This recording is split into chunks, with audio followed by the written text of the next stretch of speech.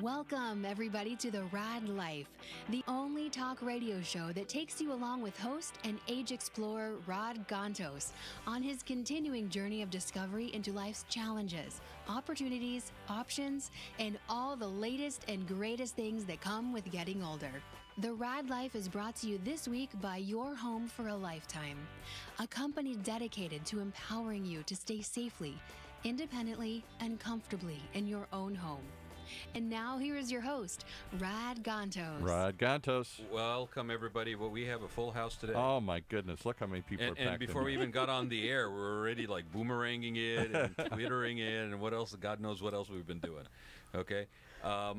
We do have a full house, and sorry people who have been waiting for the last 30 minutes for us to get on the air, but... you know, it's what happens when we try to get. It's the Raad Life. Well, it's the Raad Life, but it's also gathering. You know, sometimes it's like herding cats. So, me included. So you're the big cat. I'm the big cat. So anyway, I really want to just get into it. I want to introduce my guests. One of whom is a returning guest. Yeah. Right. And a little house. You got applause? Okay, go ahead. All right. Thank you. I'm sorry. For you. Thank you, everybody. Okay. So I want to just do a little housekeeping. We close the door and shut them out. Okay, a little housekeeping. So. If you're listening to us on octalkradio.net, you're clicking the listen live button. You can also see us on OC Talk Radio's YouTube station and Facebook page, as well as the Raad Life Facebook page. And if you are watching us right here, Monica. Say hello, Monica. Hi. And then Rashad over here we're all in the camera. I was a guest before. Yes, you were. So I'm sorry. Can we get another round of applause for another time? More applause. Open the door over there. I believe in affirmations. Okay, they haven't stopped applauding out there. They're still applauding. Okay. Okay. And then we got a guy that I've been trying to get into the show for so long, and he has finally showed up. So I don't know. Do you have any other sound effects that we could? No. Oh God, he does. I've been playing hard to get. Okay, then.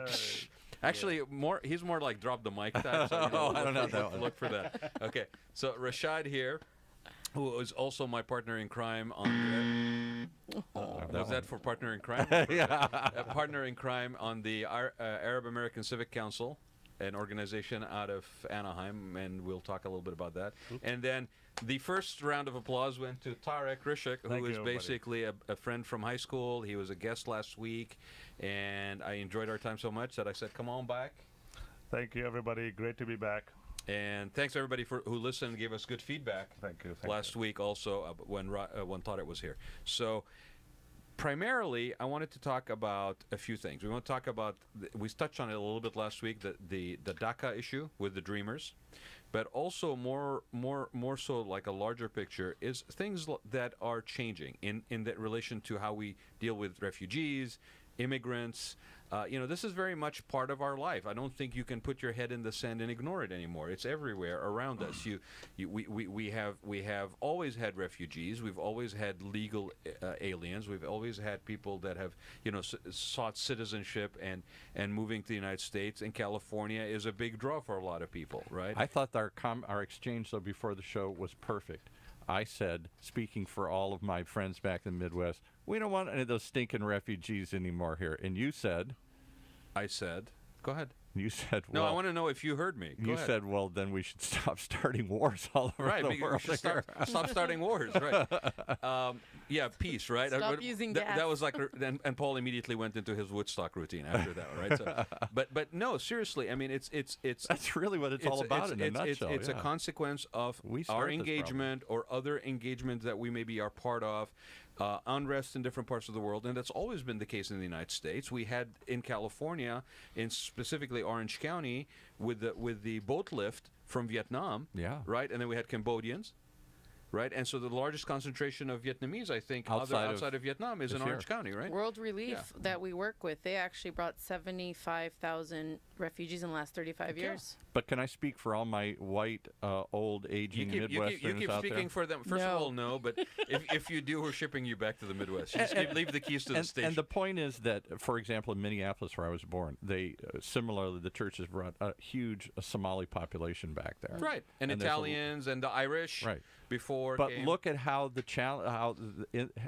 integrating that group into the community hasn't been as successful. They're so starkly different than everyone else, and not just the way they look, but religion and everything else. And now Minneapolis has the highest group of people leaving the country to go join ISIS. I'll tell you something, Paul. It just struck me. Yeah. There's a little bit of white privilege going on over there.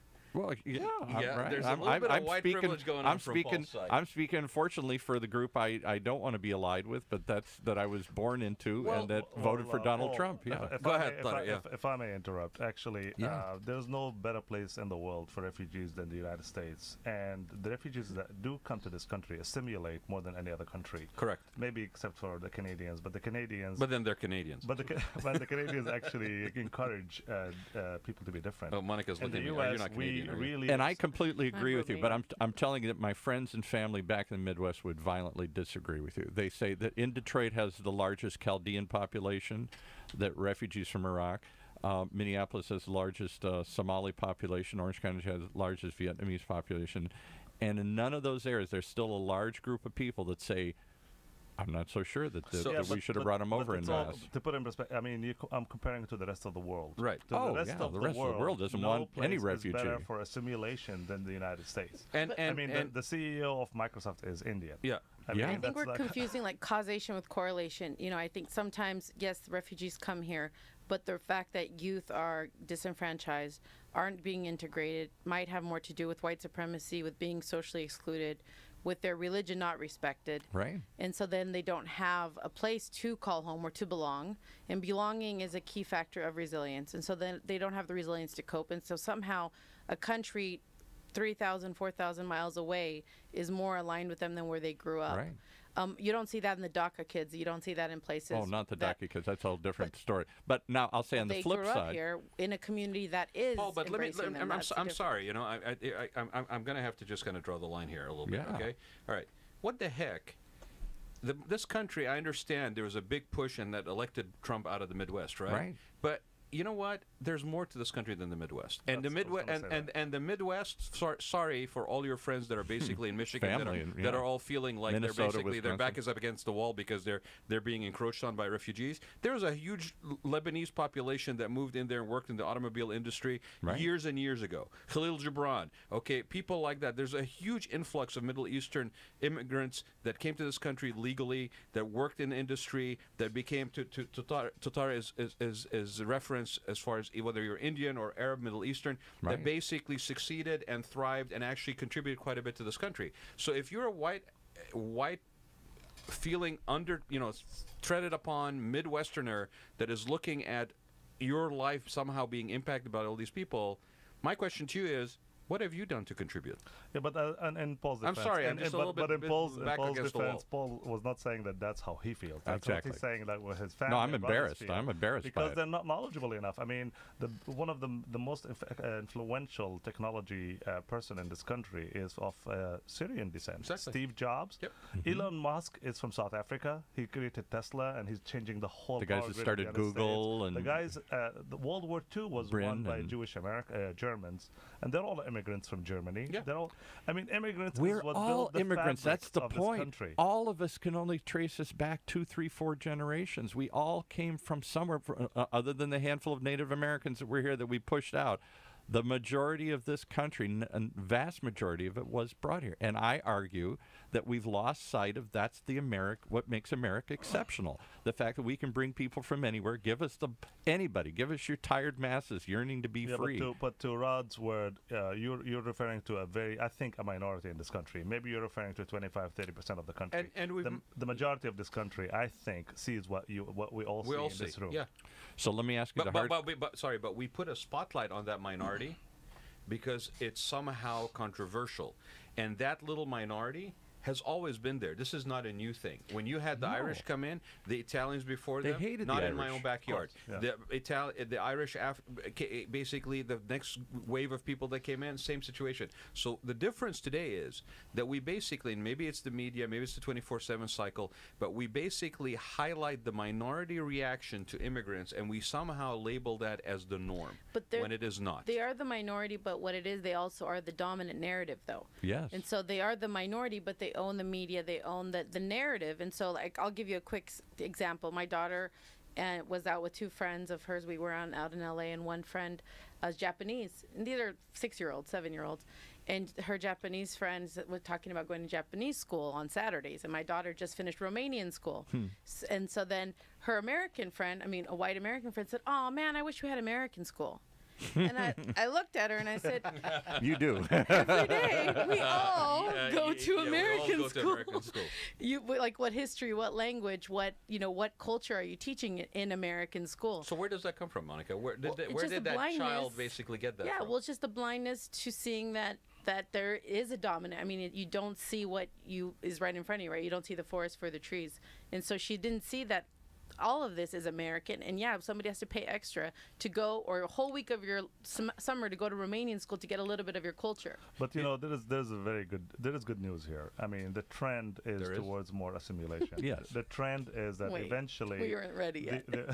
I think it's I'm going to be the positive one here. I think That's why he's here, actually. Happy That's what That's I his brought him. role. Yeah. no, I think with communication and with the whole social media and with people just being more aware of what's going on in the world, we are assimilating more. We are becoming one people. We are, like, of course, what happened with the Trump movement that kind of affected. Nativist, xenophobic, hate foreigners. There's an Who does? exaggerated fear. Trump, though. There's an those exaggerated shoot- fear. Rashad speaking. Okay. Thank you, Rod. Thank you, Rod. There's an exaggerated fear fed by mainstream media, Fox News, right-wing news that is Islamophobic, that is xenophobic, anti-Arab, anti-refugee. And the reality is most refugees from the Middle East that are coming here are handpicked. Like they're we're far away. Super selected, We're- yeah, We right. are far away. 2 years of processing. No, we're far away from the Middle East. We're not getting an influx of refugees the way the neighboring Lebanon. countries Where there's are. physical Lebanon, location, Turkey, Jordan. And that's an Jordan, excellent or point. Even Europe. I had even Europe. But here in America, we're getting few refugees, and they're handpicked, and there's a 2-year process of a background check. Vetting. To qualify. Why extreme is vetting, why is that but- story not told? Now I'll tell you just anecdotal evidence. Rad did a show on that. I didn't realize. I think I'm more educated and informed than most people are in my community, or right in the general That wasn't an argument. Midwestern community. Okay, right? I shared that with some of my friends. I shared that with hosts that came in here who are successful, I'm sorry to say white, successful business people. And they generally fear the influx of this migrants, this story that you saw in Europe where they're flooding across from Turkey and swimming across and coming in hordes, the image pictured. And I said, one, they can't do that here. You can't just walk into this country. And two, what you've just said, that to be granted refugee status, you go through a very, very already highly vetted thing. I'll tell you what. None of them knew that. I'll tell you None what, of them knew Paul, that. I'll tell you what we've lost focus of in this country. Sorry, Rashad. What we've lost focus in this country isn't about that we're all immigrants, okay?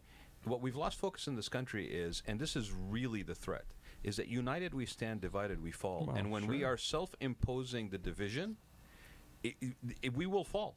And we will fall regionally, we'll fall locally, and eventually we will fall nationally. Because this attitude that is being cultivated and basically sold in mass for special interest, okay, for instant gratification special interest, in the long run will be the demise. And in that way, we are no different than any other civilization that's come before us. I don't disagree with Part what you're of saying. the problem is not the lack of information or resources or knowledge that we have, but last year we been through a toxic election season, and there was a lot of fake news going around and fake news that coming from the right Hashtag wing. fake news. Yes, and these are exaggerated fear. Politicians campaigns are very toxic, and they're spreading news about how scary these refugees are, how dangerous they are. But the fact is, and am I the only one that was shocked? Again, I grew up in this area. Most of my friends and relatives watch Fox News, subscribe to all this stuff you're talking about, and argue with me endlessly about it. They think I'm the outlier. So what were you shocked by? I was shocked at the depth of the fear that Trump was able to stoke. The Republican Party was shocked by the fear. They kept thinking he's a joke and he'll never last. Okay. And he tapped into something that the Republican Party didn't see, the Democratic Party didn't see, and I didn't see, the depth and breadth of that fear. There's a big problem here with the media and what media covers and what doesn't cover. Are you guys aware that there was 2 mass murders last week? Did anyone hear about that on the news? No. There was about 7 people killed, and then the next day another 8 people were killed. Where? Somewhere, I don't know, look it up. Just last week. Nobody knows. Here in the United States? In the United States. Okay. Have we heard a word about it? There were 2 mass murders on the news. Okay. And no one ever covered it. So it's selective. They select what they cover. It's not exciting. It's not sensational. Well, in the middle of Hurricane Irma and everything, absolutely it got lost. If it was like an immigrant, if it was a dark person, trust me, breaking news. Controversy, strife. And then Trump would go live and say, "What is going on?" Right. And if I can get some loud noise and flickering lights and some another statistics I want to give you is that probably I heard something like last year there was I don't remember the exact number, but about 100 or so mass murders in the U.S. and maybe 3 of them were from immigrants or Muslims or brown people. Again, fact-based information that really isn't sensational enough, and it flies in the face of the narrative that's being propagated, that we don't basically cover it. And so all of this, I mean, and we usually do this on the show. It's like, well, what does that have to do with the people sitting around the table? Right. Well, there's an aspect of this that we are all faced. We all lived through last year's election cycle. Okay, we're all looking. I'm not sure I have yet. It's still right. Still trying to Some recover. of us are still recovery. Right. We're looking at the upcoming future and the election cycle and trying to hold on to the belief that this is a democratic country where people still, at the end of the day, in the overwhelming thing, will do the right thing and morally correct thing and all this stuff and be representative of what that means to the rest of the world. You know, maybe we drank too much Kool-Aid. Maybe we really want to believe that, right? But the point is, we all went through that. Right. And I think if I'm looking around the room and from what I'm hearing, at the very least, most of us, if not all of us in this room, are disappointed, that are frustrated, are feeling like we lost something going through that last year. Oh, I think is that fair? I think it's very frightening. If this trend continues, what does it do? It tears the country apart. So what do you do about that as an individual? What do you do that on a local level, in the street, down the street, not through necessarily an elected position? What do you do? And these 2 people right here, sitting in the room with us, Monica and Rashad, took action. Yes. Towards Great that in a manner that was very real and sort of almost, if you, I mean, it can be politicized, but I think it's just very human.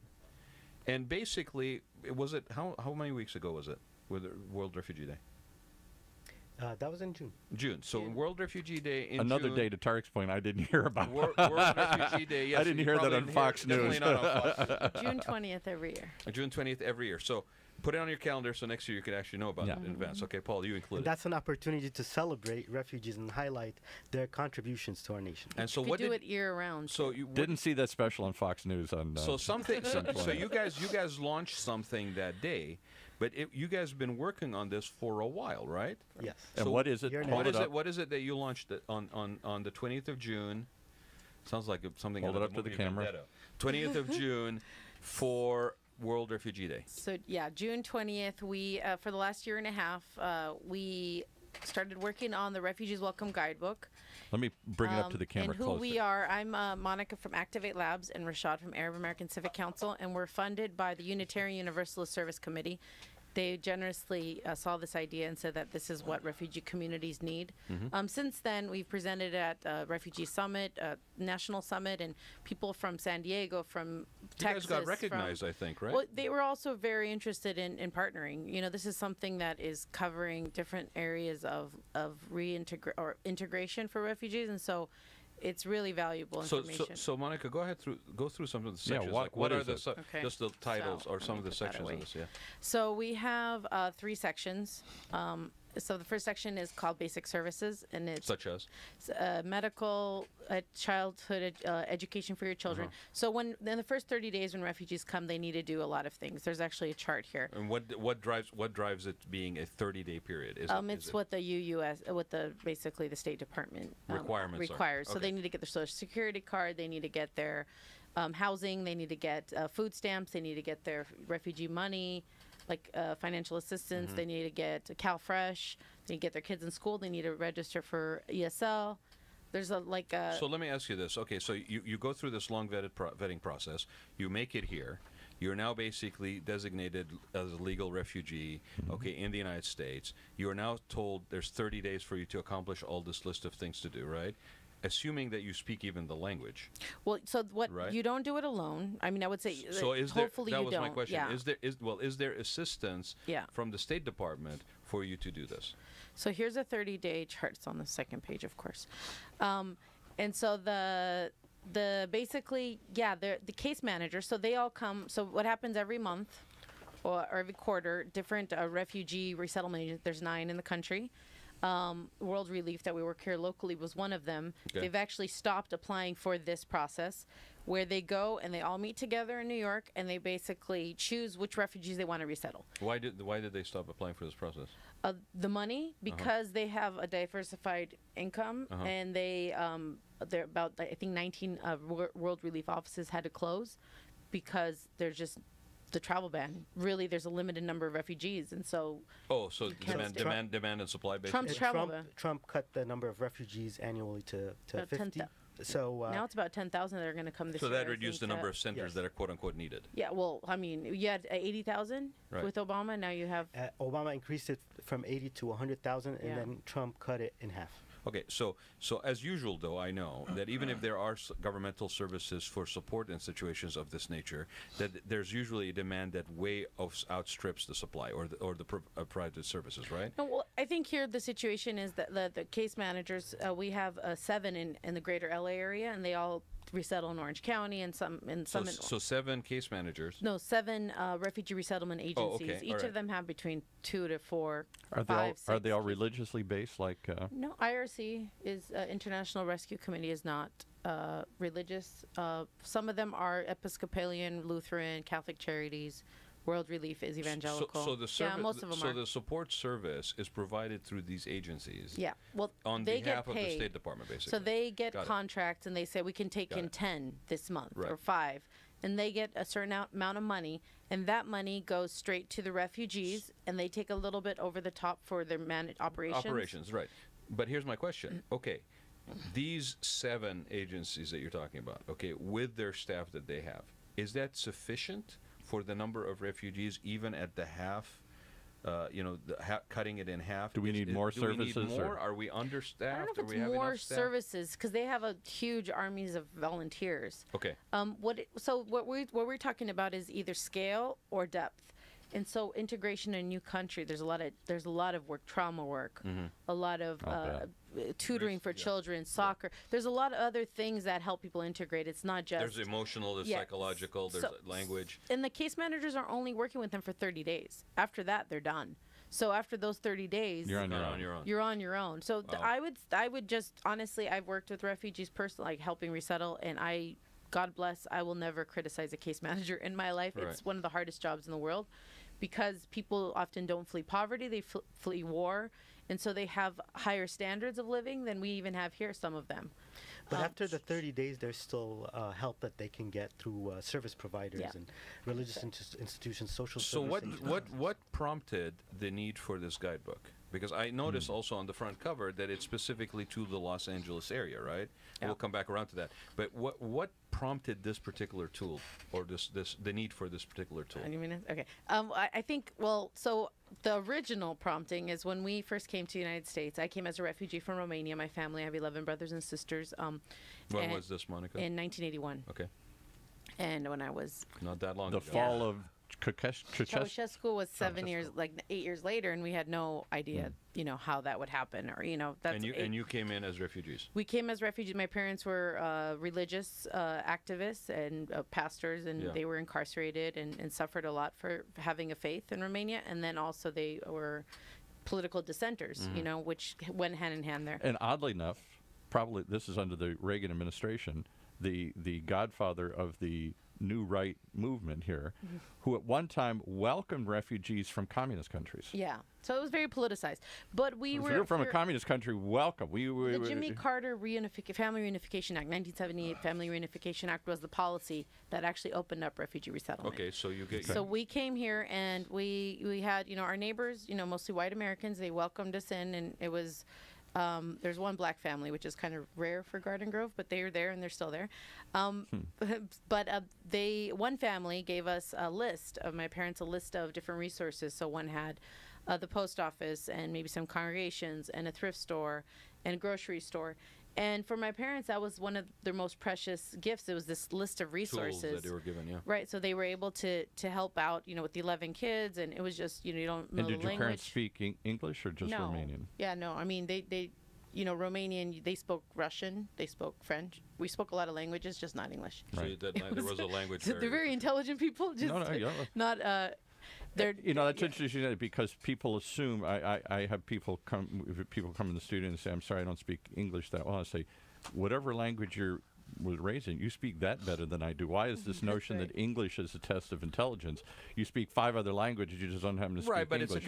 It's the language of communication, the kind of language to get around. Right. So that you had a personal experience with something like this that benefited your family. But let's say like 25, 30 years later, do we still need this? So just talking to refugee resettlement agencies, we talked to World Relief, we talked to a lot of case managers, and what we found is, like, for example, this 30-day thing, it was just a checklist that case managers have. It was not given to refugees, so they don't know what tomorrow holds. They don't know if they're going to go get their Social Security or enroll their kids. So it felt, and they don't know if they need to do it by the 15th or if they need to do it when they need to do it. The case manager did, but they did not. Yeah, and so, I do peace building, social cohesion work, and I would say like 90% of our trauma is because we don't know why things happen or like when things will happen, just this uncertainty. And so this was kind of the goal was if we can help people with uncertainty, then I think they're pretty resilient. I mean, I've never met people more resilient that were in war 2 years ago and now they're in Southern California with, palm trees. Yeah. Like that's a big and can I resilient emphasize that point? We've talked a little, I know it always comes back to certain things in my life in this show, but I use it as an anecdote. I adopted a girl from Mexico who was born in a poor village and then brought here illegally and then fell into foster care because she was beat up. And suddenly she didn't speak the language. She's in a foreign country and she's in foster care. And she bounced around for several years. And we adopted her when she was 11. That's awesome. And she's been my daughter ever since. She's 25 now here. And one of the things she struggles with is uncertainty. She still can't picture tomorrow very well. She has trouble remembering an appointment 3 weeks from now or that I have to be someplace. You can't trust because she lived with uncertainty her whole life. Well, exactly. and she was, in a sense, a refugee. There's an interesting thing that just occurred to me. Not by choice. That's why we have a calendar in the back. Well, so what occurred to me that was just interesting is that there's a misunderstanding, I think, a misnomer, for some reason, okay? And maybe it's a little elitist, to be honest, right? Is that we just assume that all these people that are coming. I mean, I'm listening to Monica. She's like 11 kids, okay? Yeah. Moving to a country, granted level of intelligence, involvement, religious commitment, all this stuff, with no language, okay? And there's a sense on this side of saying, yeah, they're just, they're happy to be here. They're, they're blessed and lucky and all this stuff, and they know that. But there's also a lot of this trauma and stress that comes along with it, and somewhere along the way, we I think dehumanize refugees or people that are literally airdropped and dropped into areas that they have no way of getting around. That was my daughter. I mean, she was she was a refugee. She didn't want to be a refugee. She was brought here illegally because her grandmother was raising her died, so she was shipped to a relative she'd never met. And suddenly she was uprooted from one life and brought here. And for the next multiple years, bounced around between different houses and beat up and stuff. And that created a trauma in her that to this day she still has to deal with. And it has to do with that uncertainty. And again, yeah, you could say, wow, she was adopted by a family and she's lucky and all this great thing. What do you got to complain about? What do you got to complain about? Let's be clear. Nobody wants to be a refugee. Nobody wants to be a refugee. Exactly. It's not like, I can't wait to be a refugee one day. Yay! My ambition is to be a refugee and get to the United States. Exactly. You guys talked about last week, very touching, I thought, about your parents' journey out of Palestine and being Palestinian refugees. and the Obviously. I difficulty. mean, who wants to go to another country and be minority and not speak the language, unsure about his future, Right. and, anything? I mean, That uncertainty, and that's Be subject to being deported. But I gotta just say, I'm so proud of you guys. I mean, for what you've done. thank you. You should really be like, everyone should be like, salute to you guys for what you did. because you took action. You didn't just talk about the problem. You did something. Yeah, Yeah. 250. Is this refugees. available? I see it's got Arab writing in the front. Is it available to Romanians? Is it available to other Well, languages? let me, before we go there, because it's an interesting development that's come out of this that I am aware of for these guys they've shared with me. But okay, so that was the original impetus, right? Yeah. How do you go about basically getting something like this funded? Because I mean, it took you. How long did you guys work on this? Year and a half. A year and a half. Yeah, it's a year and a half of commitment and with volunteers. How with- does it get funded? You go to our website and you No, get no, us no, money. no. But you got. What you is the guys- website? You brought it up now here. Is it on the Refugees Welcome Guidebook, or are we going through the Arab American Civic Council? Where do you There's a want to place send to people donate to donate for Oh, this you project? can do it through refugeeswelcomeguide.org. .org. You could donate online. yeah. RefugeesWelcomeGuide.org. Right. But actually, that's how it started. Was us running a Razoo campaign, So and then you recognize the need based on your own personal experience. and we were You just actually went out yourself to try to get it funded. What's a Razoo? I don't know what Razoo. it's like Indiegogo. It's a crowdfunding for tool. nonprofits Yeah. mostly, so it has a really lower rate than other. Then like a GoFundMe. Yeah. I think what we decided is, so I do international work. We get paid. We do get contracts. Rashad worked for SAC. We What's understand. What's SAC? Oh, Syrian American Council. Is that Okay. right? Yeah. Right. So I mean, we understand that work should be paid, but we also said we live here. Right. We can. It's our time. It's our gifts, our talents. So we're just gonna do it whether we make the money or not. Right. Like travel love is not that. going to cost. I mean, we could pay for gas. We could just pay. So what? All you darn young people, we're just going to do it. We're not going to worry about how to do it and where the money comes from. We're just going to do it. I hate this whole world. They raised the money. They did it. Well, They did it. But I wish before- we could have done this 20 years ago. Before we did that, the reason why we collaborated is because first she had that idea, but also because I did something Yeah. that is very different from this, but similar in some ways, which was a guidebook and a brochure for Little Arabia, Anaheim's Little Arabia enclave business district. And we were distributing it to tourists that come to Anaheim, as well as community and new immigrants that are in the community in Anaheim. So when Right. she saw that, she's like, we should do something similar, but for refugees, something larger. And Could we have catered to a refugees. sound effect? Yeah, wow. that's what I mean, they earned Open it, the come door on. again. Open the door again.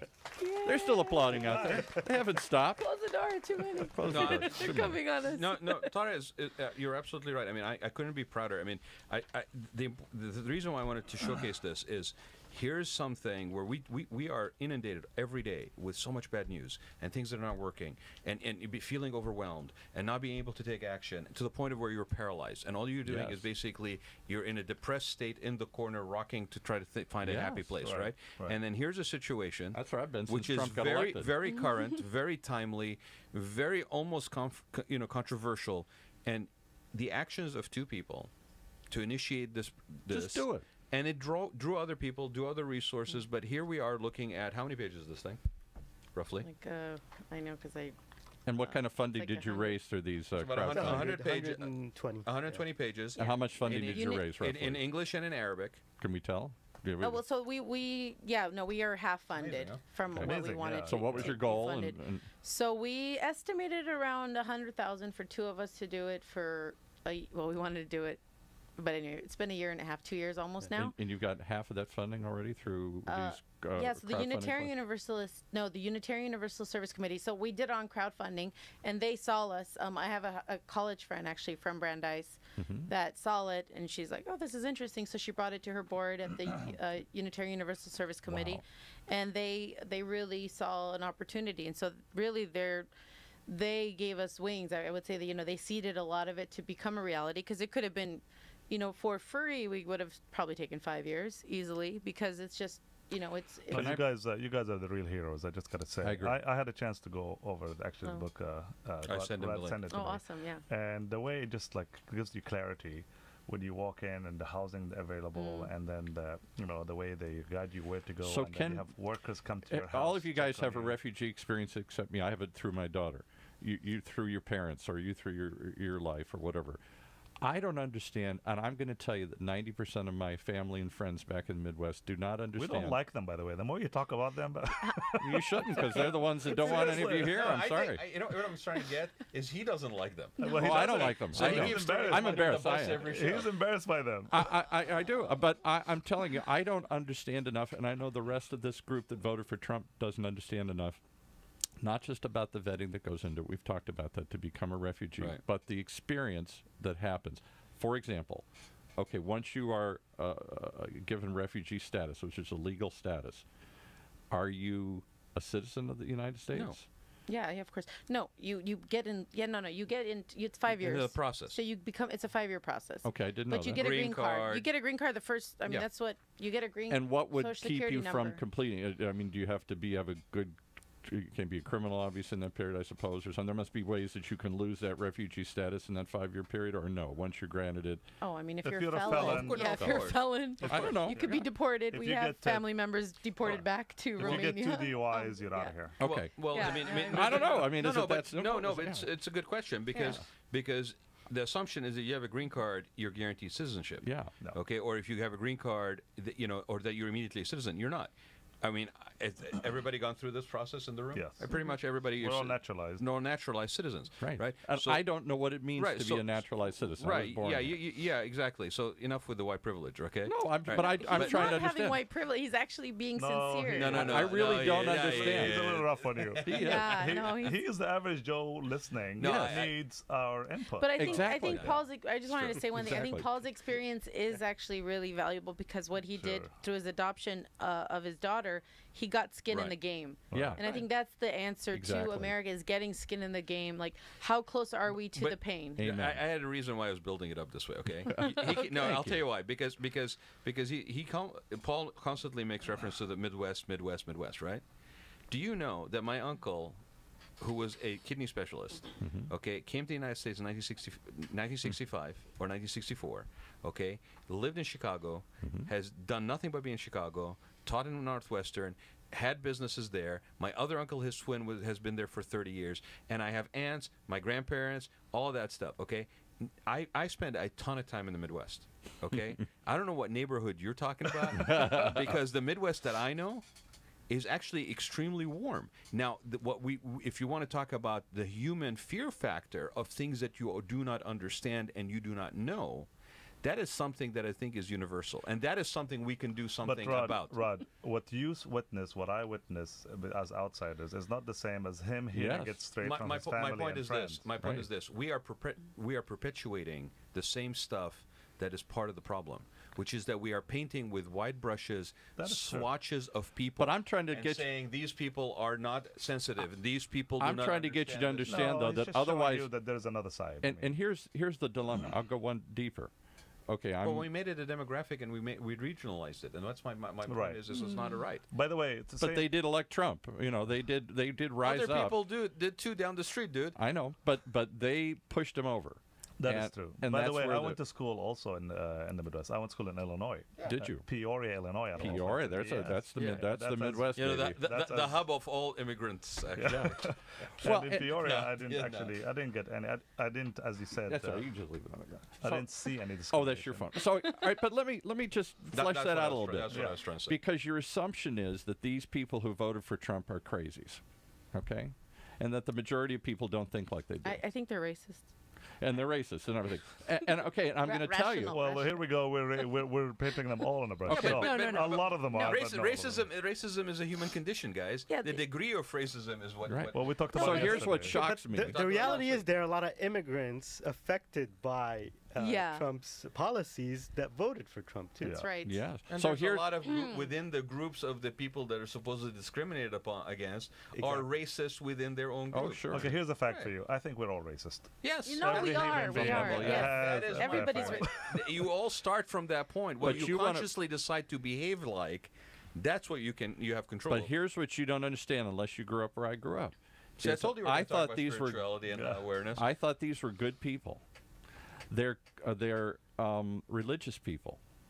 The same people that supported the influx of immigrants from Somalia when the country was devastated, or from Central America when they were under communist oppression, or from Romania where they were under what we saw as communist oppression. These are, and here's the dichotomy. American religious groups that are strongest in the Midwest and in the South brought these immigrants into these communities. Correct. The Baptists brought us, yeah. Yeah, Baptists, Catholic. I'm a Catholic. Catholics, Catholic Church, Episcopalians, Unitarians, all these other groups brought these the people that brought the good-natured people that brought the Vietnamese into Orange County here. Right. And then those same people in those same churches are the ones that went, oh my God, I'm horrified. These people aren't like us. Yeah, okay, but the communists were painted very much like the Muslims are today. Right, so exactly. Good, very good We point. weren't communists. We were anti-communists. Yes, so right. then we were the good people. You were the good people. But if Muslims are fleeing Muslim countries, There's Hey, the, hey, now it got right, complicated. exactly right. Did we forget about the How'd you get away? anti-Castro Cubans? Yes. And that within those boatloads of people that were anti-Castro were also people that were both good and bad? Because he stuffed a bunch of criminals No, in the but, boats. but, no, but it on the way wasn't out, just yeah. that. Human beings come in all shapes and colors. Everybody wants freedom I know. and liberty. Right. and So that's we've why gone people come hot and here. cold on this refugee issue. When we feel that they're freedom-loving people like us fleeing oppression, we welcome them. But when they show up and don't have the same color skin or the same religion or the same language, we fear them. And this has been an American characteristic since the beginning. Well, as we said earlier, the media kind of contributes to that. When when So we I'm like shocked at the breaking number Well, the of Cold good War. people that I grew up with that I thought that are I grew up in an affluent suburbs that are Okay, therefore. now he is using white privilege. No. Well, you know, because these are the people that are supposed to know better. See, These aren't I told just. you. And I also my other side of my family is all dumb factory workers. To you know? rub it in. So Hey, they're what's the, wrong with factory workers? Come on. well, that's why they're portrayed back there. These are the people that are. He's that- discriminating within his Yes, own family. exactly. oh yeah, no, but I'm He's got just. dumb factory workers on one There's side the and dumb white factory workers suburban and there's elitists the on other. suburban elitists. That's the two groups I came up from the Midwest here. You know, he is right. You are right. He's sort of the poster child, isn't he? Is he? Yeah. Oh, yeah? So I'm telling you that I'm shocked at the Turn number that of, camera on him. of these people who have now suddenly turned into. Maybe they always had some fears, but they've turned into this ugly American that elected Trump. I'm shocked. Yeah, but And you I'm all think positive. this is just going to go away, and I'm I telling do. you it's deeper than you think it is. Okay, so but Deeper than I but thought it was. and I did say we're going to mention this, right? Yeah. Okay, Okay. we're going to mention this. I said the lay of the land in the United States, and it's not because of the change of demographics and ethnicities and all that stuff. That is part of it, right? Right. But I think in this midst of all this chaos, in the midst of this backlash against, from a position of fear and maybe the election of a very controversial into it. figure that's very polarizing, right? That all in that, and that's maybe my chaos theory side, okay, or my contrarian side. I think it's healthy because Me too. because if we go, do you agree? 100%. Okay, because if we go through this, okay, and this is two people that are not necessarily themselves refugees or immigrants, but have a linkage to that one generation back. Okay, Right. This is healthy for this country. Naturalized Americans. You came here from somewhere But even else, right? before, we're bringing that baggage with us. We all bring our baggage with us, right? So I think this is good, and I think we're going to see it personally here in Orange County. Okay, we have a demographic that is changing, where political party superiority, if you will, or dominance is dwindling. You've got 30%, Meaning Republicans, yeah. Well, yeah, but it's under 40%. Right. In Orange County, Orange County's the not Democratic Republican Party like it isn't was. really growing. It's growing, but very, very. It's not picking up that people, Right, but right. 30% and growing of the people that are registered voters are independent. Now they may lean left, or they I may think lean it's bigger right. than that, actually. Right, but it could very well be, right? I mean, the thing about it is, when you abandon a party loyalty, when you abandon a club of which you are a member, when you basically say, I am not going to vote based on the agenda of the agency that are basically telling me to be part of, right? Right. What's the Groucho Marx? I don't want to be part of a club that will have Right. me as a member. Right. So basically, what's happening now is you consciously make a decision to abandon that loyalty, okay, or never go there. Okay, that's an awareness position. That you are aware in what you are doing by not going down the easy path of picking one out of two. You're finally Right. thinking. Right? Finally thinking, You're finally yeah. thinking, right? I mean, it really, right? Right. And there isn't like a third party that you're saying, well, I'm not going to pick A or B, but I'm going to go to C. Oh, I like their jersey or whatever, right? So here's what I think is going to happen. I think we are going to move more and more towards issue-based voting. That's your theory. And issue-based voter engagement. Things like refugees. Things like locally affecting, like we talk about so the we'll toll have road. ad hoc groups that some will I'll support you in this one, but I'll support another group on another one. We won't follow a party line. Which is fascinating, right? Because in order for you to be a voter Issue that by is, issue that we'll is decide. engaged like that, right? That means that you are actually taking upon yourself to be more educated, to be more aware. Now, you may pick one source of information versus another, or you may pick a whole bunch of them and make up your opinion.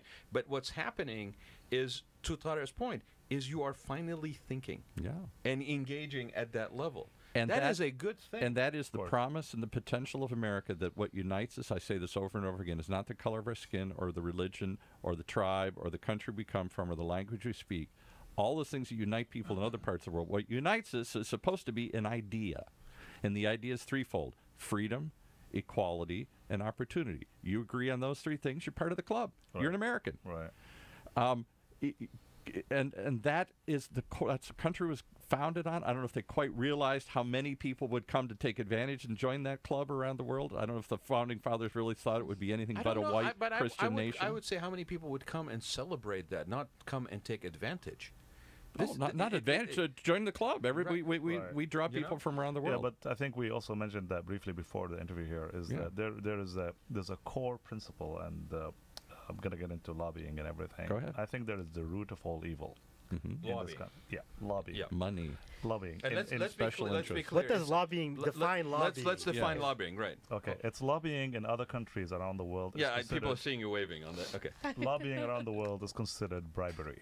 Yes. I mean, lobbying is legalized bribery. In other countries, most countries in the world, I don't know if I'm connected. Yeah, you are. Most countries in the world, that's considered a crime and you go to jail. Unfortunately, our system is built on it. Whether it's the gun lobby, whether it's the tobacco lobby, whether it's like the meat lobby, the dairy lobby, whatever it is really the major problem in this country, which destroys everything.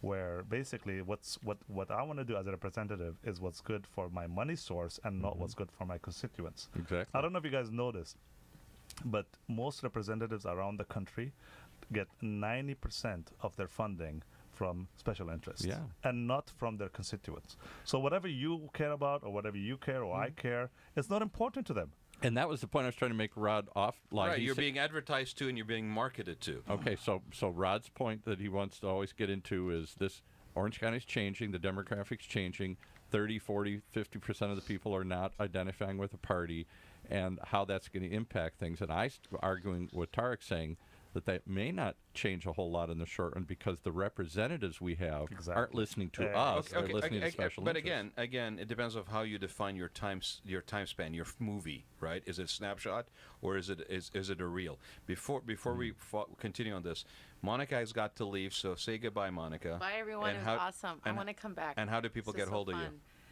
You can go to my website, activatelabs.org, and email me from there.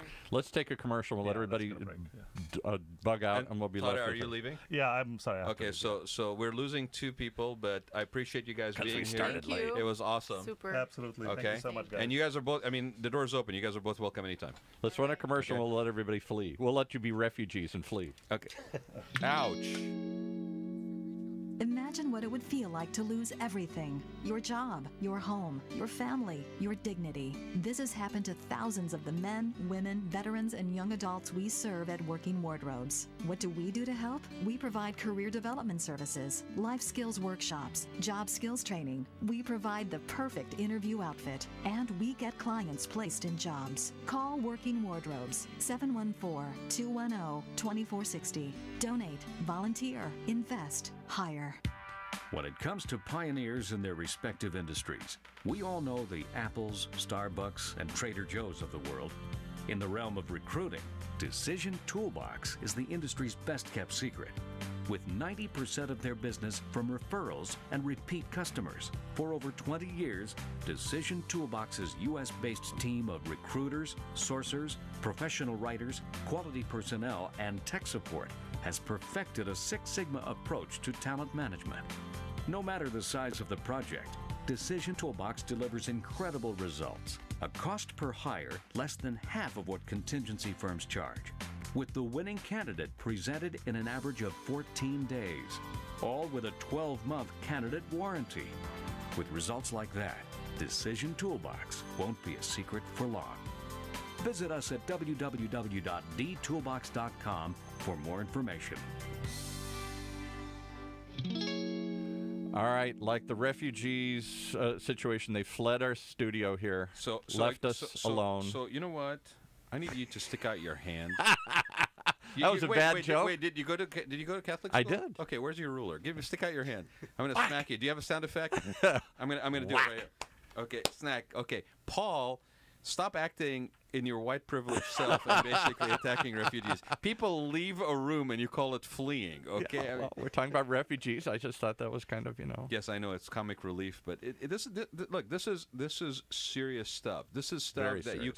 you can basically listen to a biased one way or the other, whether your bias of choice is MSNBC or CNN or Fox News or whatever. I've always believed Or OC Talk Radio. OC Talk Radio. No, OC Talk Radio is not biased. We're belligerent, but we're not biased. But I like that. we're belligerent. Belligerent, Yes. not biased. Yes, there's screaming talk radio, and then there's belligerent talk radio. Okay? Which is mean. Yeah, we got to take it up to the next notch because it's all about sensationalism. But but truthfully, okay, if you want to exercise, as far as I understand it, as a person who sought to be here, okay, because of what the promise of America is, if you choose to exercise your right and responsibility as a citizen in the United States or as a green card holder seeking citizenship, the number one thing that you can do as a favor to this country is to educate yourself. And educate others around you. And open your mind to opposing opinions, because that is the only way that you test your resolve in your position, as well as basically increase your knowledge base about other people's positions.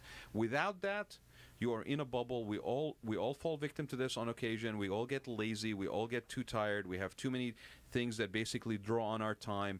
Kids, family, I got to drop people off. I got to basically make it there on time. Today, in today's world and in today's United States, we are so inundated with information that the one tool, the one skill set to develop is the ability to filter through it. But keep yourself open, okay? The minute we stop talking to each other, the minute we stop looking at each other as humans equal with opinions that should be regarded, is when we start basically down that demising path of like every other civilization that has fallen. Okay, you owe it to this country to exercise that brain and think and educate yourself. This refugee book, which stemmed from an idea, stemming from a personal experience, Monica, who was in the show, okay, is 115, 120 pages of hope. And by the way, this whole project is not simply a guidebook that will be handed out only, because it's part of a larger campaign. It's part of a larger campaign that. So what else do you have planned for this? Refugees Welcome campaign. So part of it is to educate our communities, is to go to congregations, talk to them about refugees, give refugees the voice. So on several occasions, we would take some of the families that came here as refugees to go and to share their own experiences. Congregations share their experiences, and also we've done several Refugees Welcome dinners where we hosted. Yes, and you know what? We should give a shout out to our buddy at the Olive Tree. Yeah, Alan. Shout out to Alan and Abu Ahmed. Who hosted 3 of those Refugees Welcome dinner, where we had several refugee families from Iraq, from Syria, from Afghanistan, and over 100 community members that came just to meet them, just to welcome them. To break bread. Exactly. I would love to go to one of those because, to my point, and I know Rod jumped all over me when I said this, but you all assume that whatever this group that I represent, that I came from, this group of white middle Americans here, I don't know any refugees other than my daughter now, who I took in. Paul. None of my okay, well, let me finish up. Finish it. None of my friends know refugees, and they have never met a refugee. They don't know what it goes in to become a refugee. They don't know it takes 2 years to get it vetted. They don't know the process of what happens to become green card. They don't know anybody that's ever held a green card. 99% of the people I'm talking about. But here's the funny thing about they were refugees 3 or 4 generations ago. Here's the hilariousness about what you're saying. What? I'll tell you what the hilariousness is, okay? It's not like, wait a minute, I need to go meet refugees. I know they hang out around on the corner of Sunflower and Harbor, okay? When was the last time you asked somebody in your neighborhood, that somebody who is new maybe to your circle of contacts, when was the last time you actually asked somebody? Well, you're saying they don't go out and seek them, but my point is so when you say you don't know them, I bet you they're around you. You just haven't looked at them. But you're missing the whole point then. If I don't know a refugee, if I don't know Martians, if suddenly there's an influx of Martians into America here, and don't get me started on sci-fi. And it's easy to demonize this group of people and to make assumptions of who they are, what they're on welfare, they're terrorists, they're this, they're bad, they're taking our they jobs. Pointy ears, and their name is Spock. Okay, whatever all these things that get there. The only way to get rid of that is to get out and meet Martians, and then to say, hey, they're just like me. They're not bad people. They're to hear these stories that you're talking about, and the fact that those stories aren't. Yes, you can blame my crowd for not going out and seeking those stories, but the point is they don't know those stories, so they believe the fables. They believe the stereotypes. The only way to break down a stereotype is to go meet somebody. For example, okay, my daughter's Hispanic, okay? Mm-hmm. My daughter's from Mexico. Mm-hmm. My dad, to the day he died, hated Mexicans. Right. My dad was always railing against those damn Mexicans coming across the border. I said, you mean like your granddaughter? Oh, she's different. I know her. Those other people, I don't know. But I'm not talking about your dad. I'm talking about you. Okay, so I'm speaking for my dad. But let's take it. I'm speaking for my dad and all the people. I just met a refugee from Romania and a grandson of refugee right here. And I'm not talking about me. You guys don't get it. I'm trying to give voice.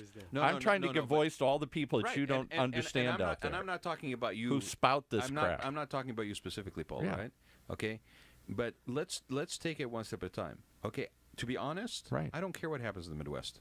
You better, because they're going to elect Trump again. No, I don't. And you know why? Because I'm going to focus, just like this focused on in Los Angeles, greater Los Angeles area, right? I'm going to focus on California.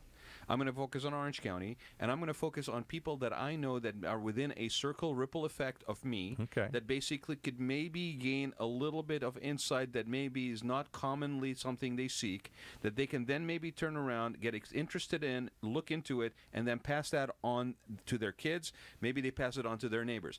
That is the ambition that I have, to basically change the mind of a whole group of people that I don't know other than they are white and them in the Midwest, is something. And this is what I was talking about with this. Okay, we get inundated, we get depressed, we get overwhelmed, and feel like it's such a mountain. Okay, like Sisyphus, we're going to try to push this stone up the hill, right? And it's going to roll on us every single time, right?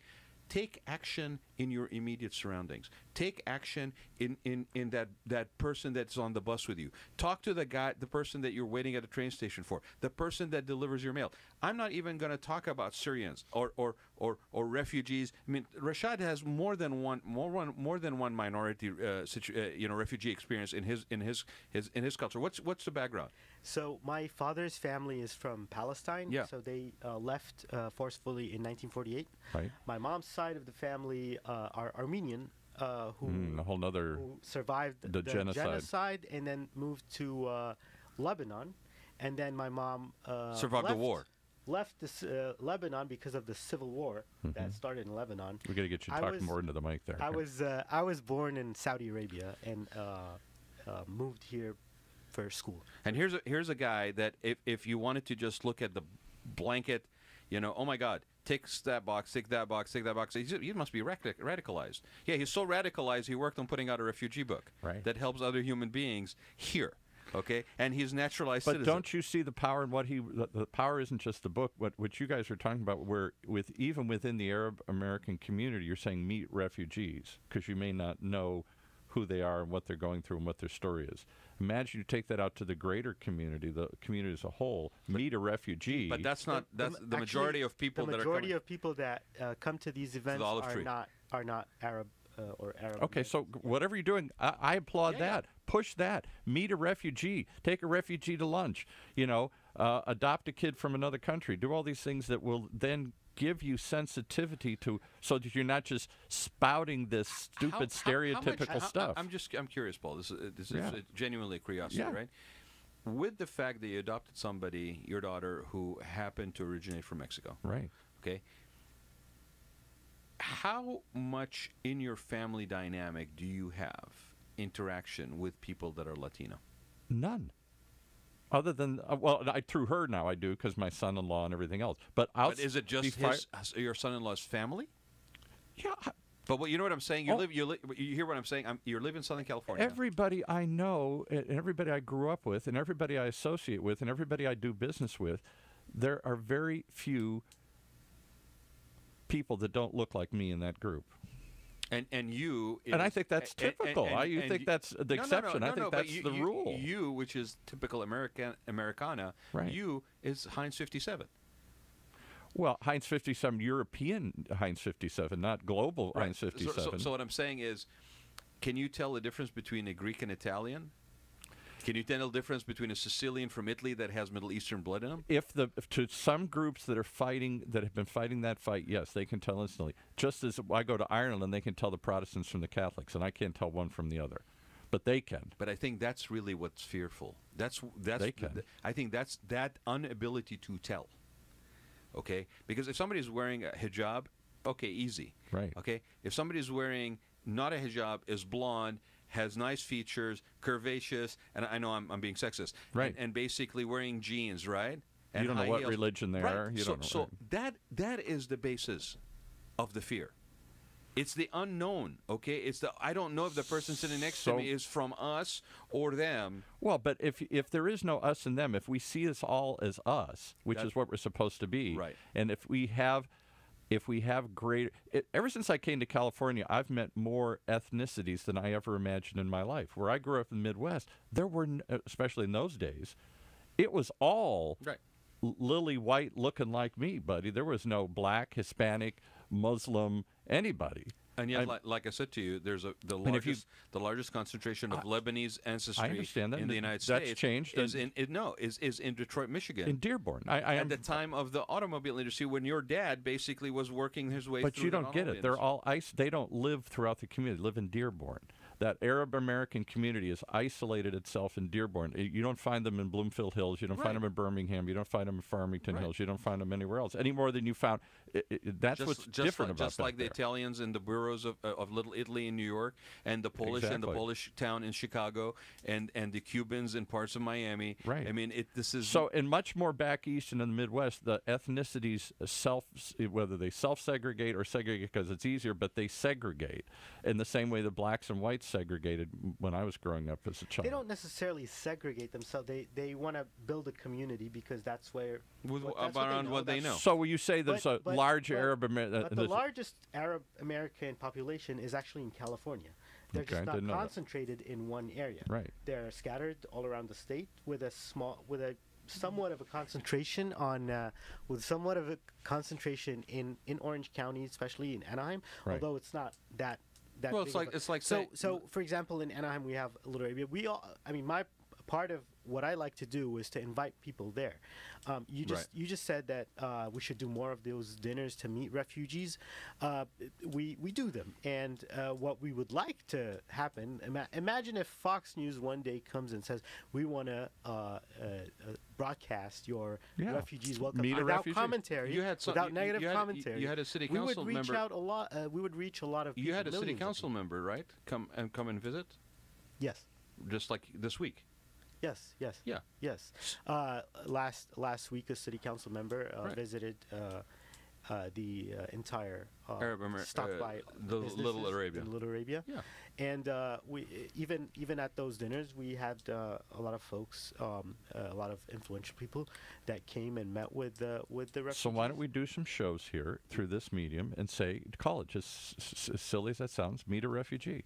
I don't know any refugees. Other you guys, I just met you today, but in my circle of friends, in my circle, not just in the Midwest, but even out here, it's limited. I don't I don't go asking people, and I don't go looking for it. Yes, I could go out and seek it if I want to, but I don't have those associations. You probably have met many refugees. You just don't know that. I probably haven't.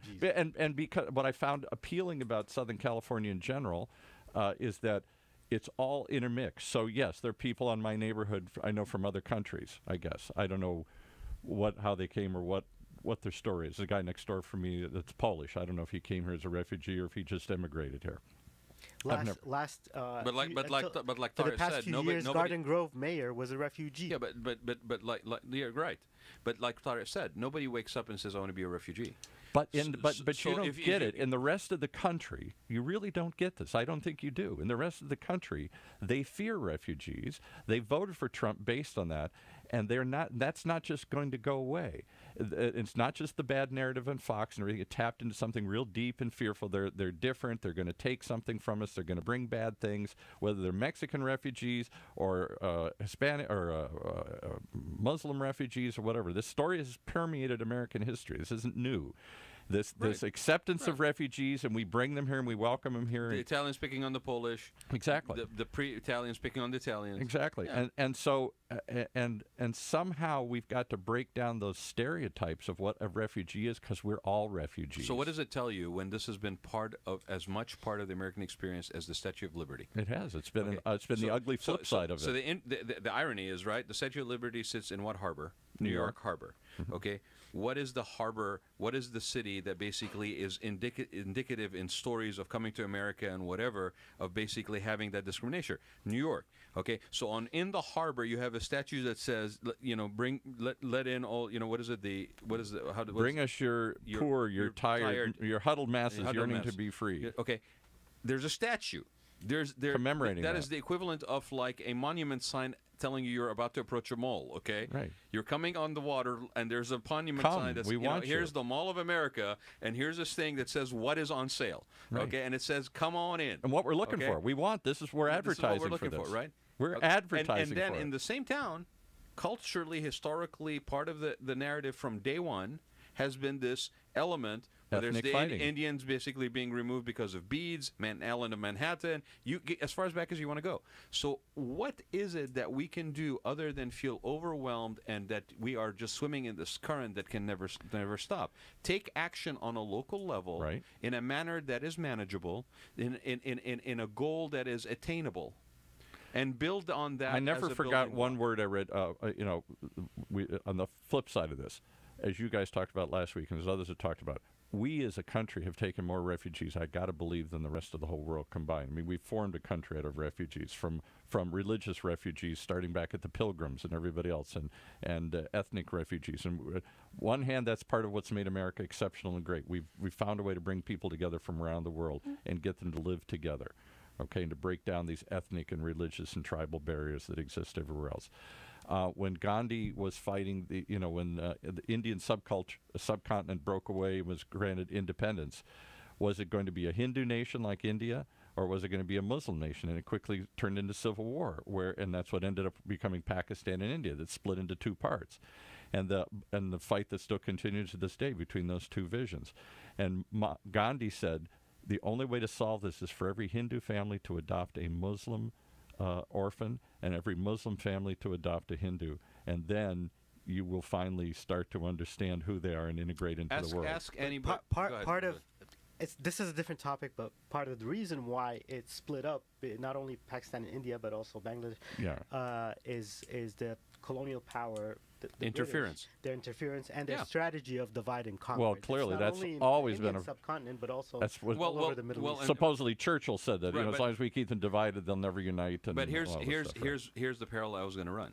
See, all those countries that we talk about, okay, had they been left to their own devices, okay, it would have either gone through a major bloodbath, and out of that would have come some sort of semblance of, I'm too tired to be fighting you, so for a period of time we're going to be at peace, right? It may last, it may not. Okay, there's a factor here that is the human condition. The human condition can be very noble and can be very vicious. Okay. Yes. You get to make that conscious among decision the same on which person. way every day you can. Yeah, absolutely, right. So to consider that one entity is always good and one entity is always bad is the beginning of the problem. Okay, you're painting it in a completely wrong way that what the reality is. Because you're seeing each other as others. We're not the same. We're different. But that's and then to right? The minute we focus on the differences and not the similarities. Right. United we stand, divided we fall. Right. Apply that to as a county, as a city, as people sitting in this room, as a country, or even as a human race. Okay, that is the truth. It'll always pan out to be the truth. Okay, you have this interference that we're talking about. And it's easy for us to sit here in our ivory towers and talk about the interference that happened under colonial powers, like it's like this, ancient history. You might as well say King Arthur. I mean, I don't. Do people understand that King Arthur is not colonial powers? Do even they have that sensitivity? Well, I saw that in Camelot. No, it's those people. Okay, that interference, that foreign interference into people, into other countries. Okay. For whatever you want to call it, national security, which is what we refer to it today. Right. Okay, when it's national security, how many friggin' kilometers or miles away? Okay, national security. Okay, Saudi Arabia doesn't have interballistic missiles. Okay, stuff happening in the Middle East. Most of those countries don't have a way to basically hit us. Okay, so we're calling it national security, and then we're lumping it together with the same as North Korea. I mean, it makes no sense at all, right? Okay, we have been spared in this country that foreign interference. Yes. Not really last year. When you start seeing things like Russian interference, you start seeing things where the physical boundaries that have protected us, because we are this continent upon our own, protected by two wide oceans. When now the information superhighway and the connectability of the planet has eliminated the moat upon which we basically have depended, right? We are now potentially at the same risk as those other entities that either we interfered with or colonial powers interfered with, right? And that is what we have to basically be aware of, because that narrative that you're listening to coming through Fox or coming through an international, I mean, I've coming through my own friends and family. Yeah, but that where they're absorbing that from may not be a pure source, may not even be an American source. And there's no way for you to know. So to walk around with blinders on, absorbing 10-minute sound bites, you are absolutely doing yourself a disservice. I guess the point you guys don't get is I'm so horrified and embarrassed at the people I know who I thought were religious people, good people, intelligent people, educated people, who suddenly turned into this mob of fearful, frightened of all the others, not just Muslim others, Mexican others, Chinese others, all these others, and fell into this so easily, this narrative that was either spun by the Russians to tear us apart, or spun by racists, or spun by right-wing media, or whatever. The fact is, they bought it, hook, line, and sinker. It hit something in their soul that I didn't know was still there. But what I'm saying is, you are not a victim if you bought it. You had something to do with absorbing that. You stepped up to that bar and you ordered that drink, or you basically, it was given to you free and you drank it. Okay. But so imagine how you feel if I walked in with personal accountability is part of this equation, right? But I grew up with these Trump people. Brought some ugly things to. Yeah. I mean, I've lived here for close to 20 years, and the first time I've ever seen someone directly trying to discriminate was a few months ago, when someone stopped me in the street and told me to go back to Mexico. Yeah. I've never been to Mexico. Yeah, right, because you have the little darker skin. And he said, no habla español. Oh, and then yesterday there were graffiti in Little Arabia on Brookhurst Street, anti-Muslim, anti-Arab graffiti. But the funny thing is that even within our own immigrant families, you'll have those Trump supporters. Yeah, and that's even stranger to me. I don't even know. Absolutely. But their reasoning is a little bit is a little different, but similar in other ways, because they are tired of a corrupt system. They view the Washington as a corrupt system, and they bought into Trump's narrative that he is the anti-establishment. So the irony is that those people who voted for Trump or who are supporting Trump because of that anti-establishment, drain the swamp position, are right there lockstep with your friends in the Midwest. Yes. And my friends in the Midwest don't realize that he said he was going to help the factory workers, he was going to help the average Joe, and clearly what he's trying to do is help the rich, his own class, his own group of people where he feels most comfortable. Trump's never met a refugee. Trump doesn't know anybody from... He's met... Well, his father was a refugee from Germany. He may have not met refugees, but he's met immigrants. He's married them. Two of his wives were... That's true. Okay, so again, I want to remind people, okay? Take a minute and think for yourself. Do you have a problem with legal immigrants? I think many... legal immigrants. I think there are many people that do. They wouldn't have admitted it. But I think that Would you I don't, but don't. okay. They do. As strongly as you feel about illegal immigrant and voice it, would you voice as strongly a disregard or to legal immigrants? Yes, and I'll tell you why. Because it's the question I asked that nobody ever Legal asked. immigrants, Yes, not refugees. totally legal. I get it. Okay, why? Because legal immigrants means changing the face of America from being a white European Christian country into something else. When the legal immigrants from France, Germany, Italy, Ireland, it's great, no problem. Legal immigrants from Asia, from Africa, from the Middle East, we only going to do it in a limited bunch. And since the 60s, this legal immigration system only came about in the 60s. Before that, if you could get here, you were an American, right? I generally call what you just said, what you described as illegal immigrants, as undocumented.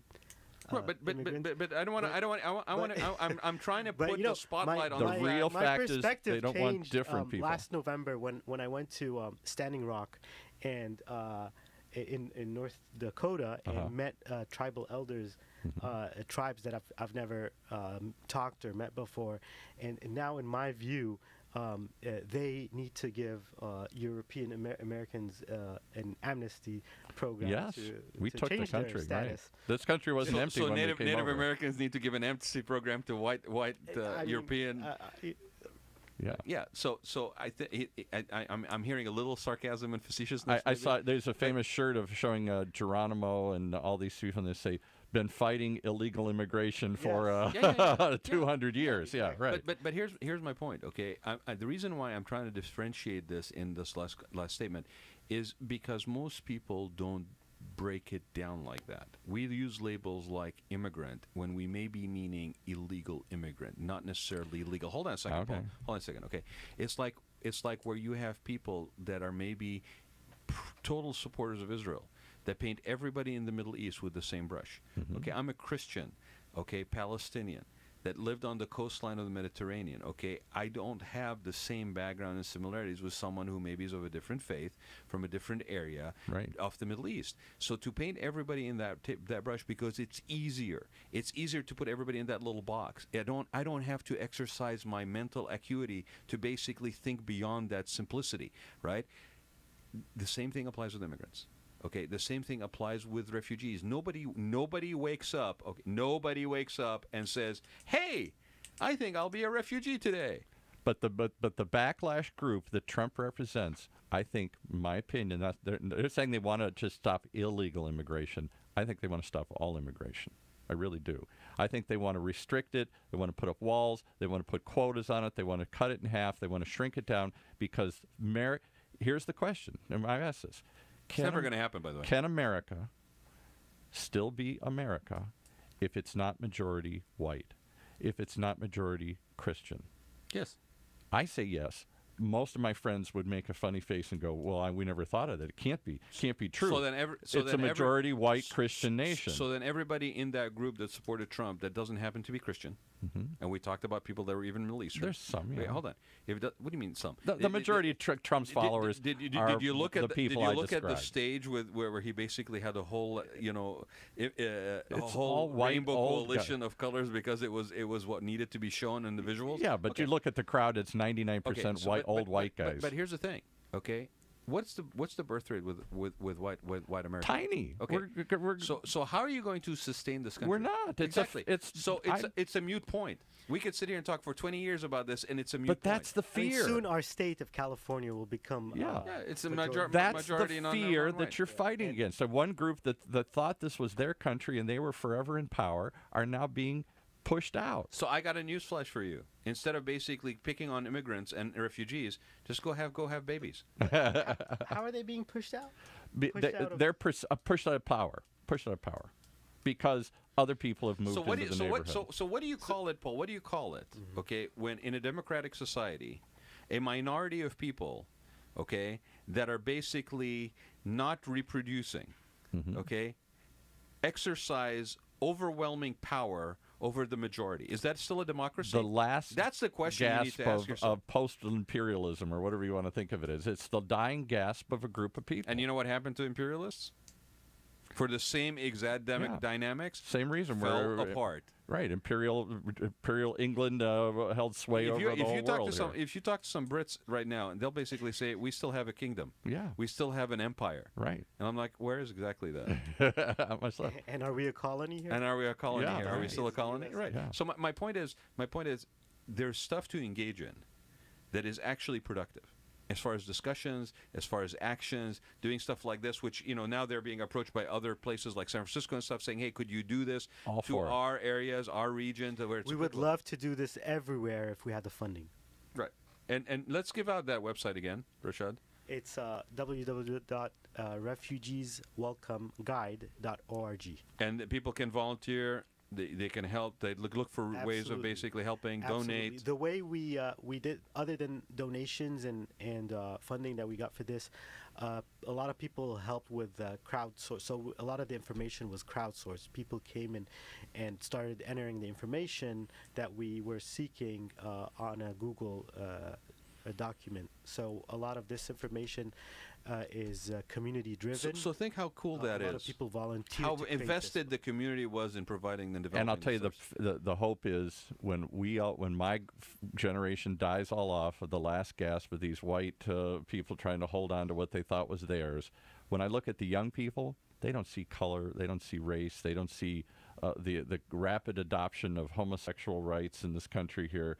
The thing that took 200 years, we're still fighting to break down black and white barriers here in this country here.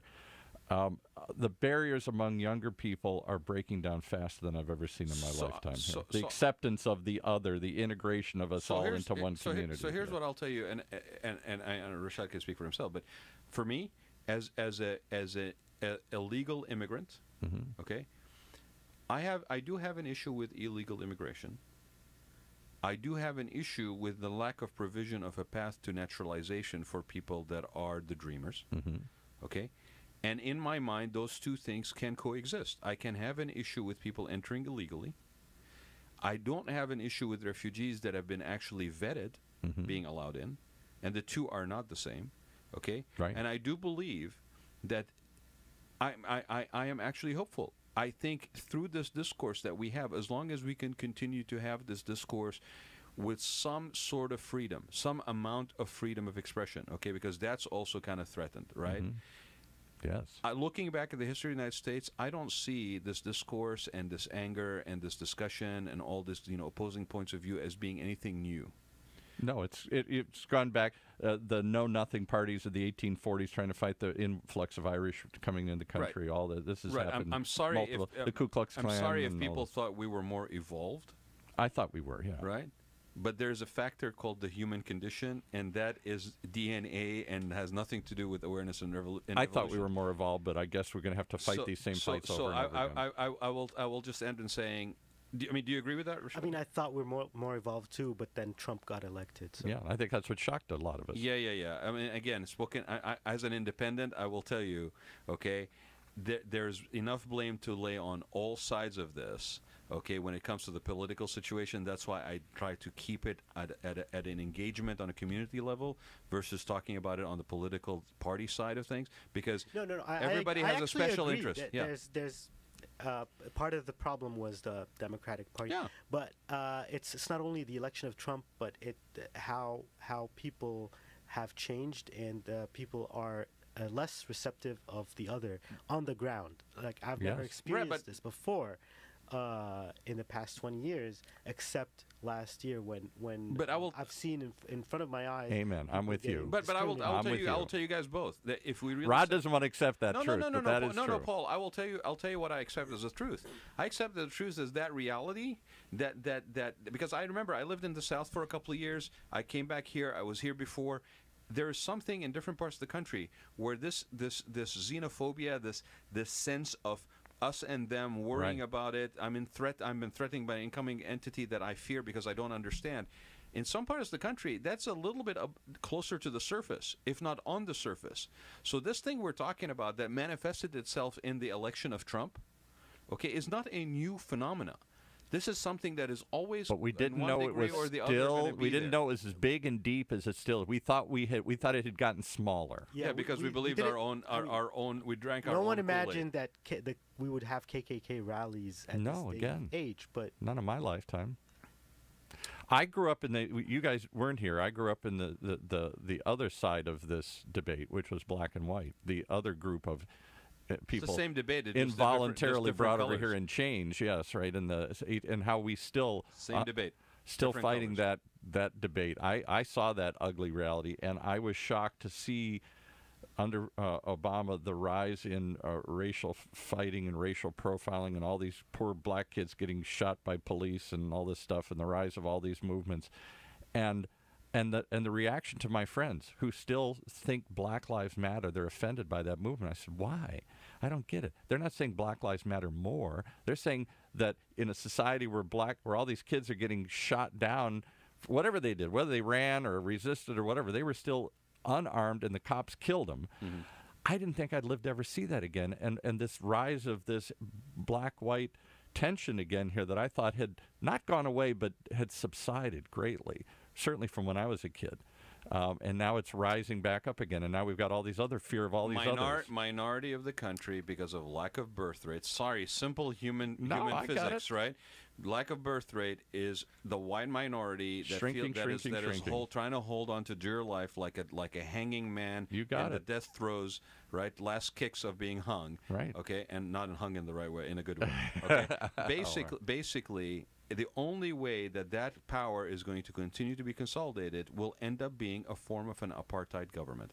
Yes. And that is not going to happen because you have way too big a country.